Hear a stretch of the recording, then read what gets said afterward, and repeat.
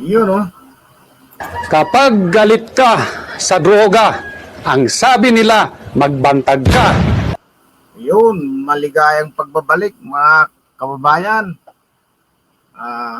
Ito na, nag-submit na ng counter affidavit si Bantag, si DJ Bantag. At para sagutin niya itong mga aligasyon sa kanya. Tapos malaman na rin kung ano talagang kahinatnan ng kaso niya. Dahil nga, siyempre, dumaan sa due process. Yan sinasabi natin due process, mga kababayan. Yung magsasubmit muna ng mga affidavit, magka-counter. Tapos ito, aantayin ito, ang pinaka-maximum nito ay 6 na buwan bago lumabas yung maximum, yung ano to, yung kung probable cause ba na magkaroon nito ng kaso. Yan, tawagin ni submitted for resolution na yung kaso ni Bantag. Dahil tapos na yung preliminary investigation niya, ayun, sa experience natin ay ganyan, sagutan muna ng papel, pagkatapos nun, pag may probable cause siya para isampa sa korte, yun, magkakaroon na siya ng warrant yan kung magkakaroon siya ng kaso. Ay ang problema, maraming naibubutas sa kanilang mga pinapalabas ng mga kaso tungkol sa kay DJ Bantag. Pero wag kayong mag-alala kasi kung sakasakali man magkakaroon pa rin ng maayos na paglilitis yan. Dahil itong nalalapit na pagko-confirm kay Boyeng Remulla, tingnan natin kung makalusot siya sa Commission of Appointment.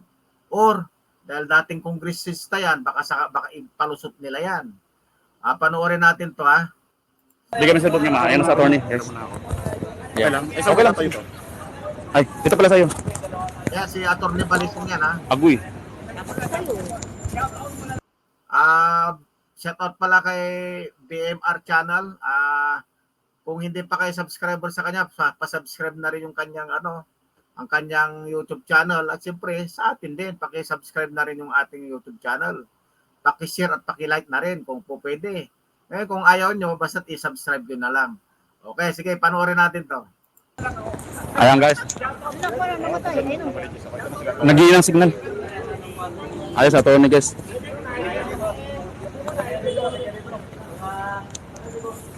Ayan na po. Hindi ba rin nagsasalita, live niya yan sa kanyang YouTube channel. Sir, ano po nangyari? Yes, we submitted our counter affidavit ex abundante ad cautelam. No? So it's an extreme precautionary measure. This simply means that while we are following the rules on submission of counter affidavit, it is ad cautelam because we are not abandoning our original stand of continuing to question the jurisdiction of the panel and the whole DOJ. In other words, this will not be treated as abandoning our motion for inhibition because we will still push with it before the proper authorities. No? So, yun ang position namin ngayon. When you say proper authorities, are you bringing this to the Court of Appeal? Yes, possibly. We will question it before the higher authorities. No? In the meantime, sir, in gist, ano yung laman ng counter affidavit ni General Bantag? Well, masyadong mahaba. It's actually a 43 page na ano. So, eto siya. So, it was received a while ago. So, masyadong mahaba. 2 points lang, major arguments. Well, there are several inconsistencies kung makikita ninyo.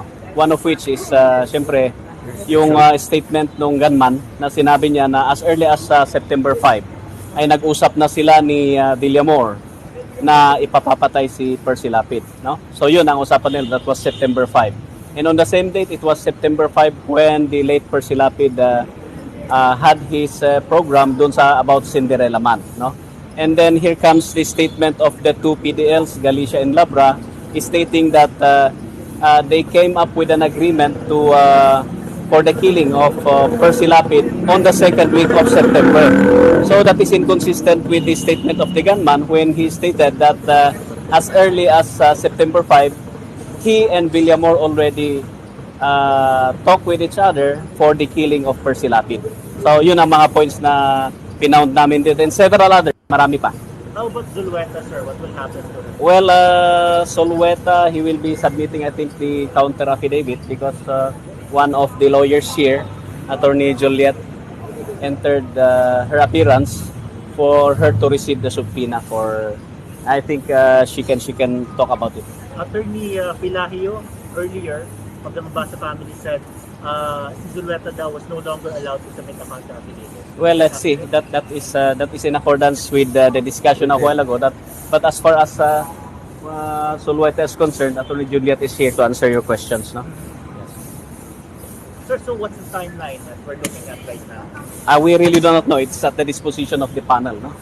But we will still be availing all the legal remedies available to us. Kaya yung counter affidavit namin, kung makikita ninyo yung ano niya is counter affidavit. Yes, ad cautelam siya. No? Okay. So with extreme caution. Ano ang ibig sabihin nito? When do you expect to file yung remedy nyo sa CID? The soonest possible time. Okay? Thank you. How's your client, sir? Well, guwapo pa rin. He's still happy. Guwapo. Attorney, not related to the PCB earlier. Maraming mga developments na nangyari, plunder, kung ano bang pinagmaagad sa client. Yes, as far as those cases are concerned, hindi pa kami nag-uusap kung ako ang mag-handle sa kaso. So, I cannot yet talk about that. And second is, he hasn't received the document charging him for plunder. Wala pa. He hasn't relayed any message to you? Wala, tinanong lang kung ano yung final. Sabi ko sa kanya, as far as the news accounts are concerned, plunder and other related cases. Hindi rin kami makapagsalita kasi hindi pa namin nakita. No? So kung makikita namin yon, we will be talking about it, kung sino mag-handle, and we will be ready for interview by the time. Okay. Thank you. Ayun, mga kababayan, antay na lang natin yan kung kailan yung paglabas ng ano niya, ng tinatawag na resolusyon. Yan na natin malalaman. At siguro yung 6 na buwan, 3 to 6 months yan, na pag minadali yan, 3 months. Pero pag umabot ng 6 months yan, baka wala na si Boyeng Rimulya dyan sa DOJ. Baka nilaglag na ng commission appointment yan. Okay? So, Ka sa droga. Ang sabi nila, magbantag ka. Bigyan mo sa cellphone niya, ma. Ayan sa attorney. Yes.